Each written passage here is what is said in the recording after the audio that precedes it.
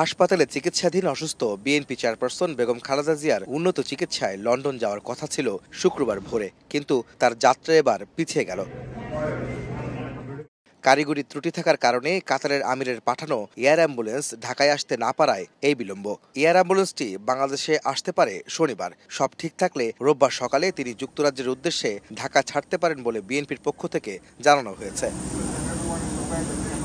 BNP মহাসচিব মির্জা ফখরুল ইসলাম আলমগীর গণমাধ্যমে জানান, গত রাতে বেগম জিয়ার শারীরিক অবস্থার আবারও অবনতি ঘটে, যে কারণে লন্ডন যাত্রায় তার স্বাস্থ্য উপযুক্ত হলে যুক্তরাজ্যের উদ্দেশ্যে রওনা দেবেন সাবেক প্রধানমন্ত্রী বেগম খালেদা জিয়া। তবে মেডিকেল বোর্ডের অনুমতি ও সিদ্ধান্তের উপর নির্ভর করছে তার বিদেশ যাত্রা। এয়ার অ্যাম্বুলেন্স এসে পৌঁছায় কাতার থেকে, তাহলে আগামী পরশু অর্থাৎ রোববার তাকে লন্ডনে নিয়ে যাওয়া সম্ভব হবে। তবে তিনি এখনো গুরুতর অসুস্থ, সেই কারণে তিনি ফ্লাই করতে পারবেন কিনা সেটা ডাক্তাররা নিশ্চিত করলেই তাকে ফ্লাই করে নিয়ে যাওয়া হবে অ্যাম্বুলেন্সে।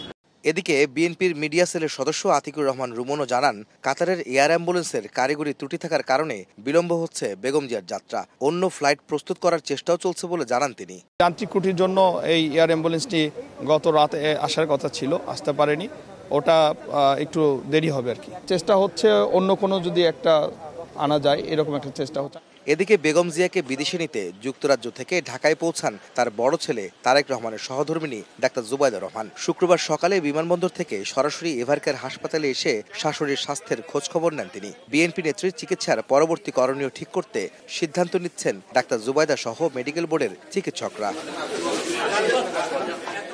গত 23 নভেম্বর থেকে রাজধানীর এভারকেয়ার হাসপাতালে ভর্তি আছেন সাবেক প্রধানমন্ত্রী বেগম খালেদা জিয়া। স্বাস্থ্যের অবনতি হলে 27 নভেম্বর সিসিউতে স্থানান্তর করা হয় তাকে। এরপর থেকেই হাসপাতালে চিকিৎসকদের নিবিড় পর্যবেক্ষণে আছেন বিএনপি চেয়ারপারসন।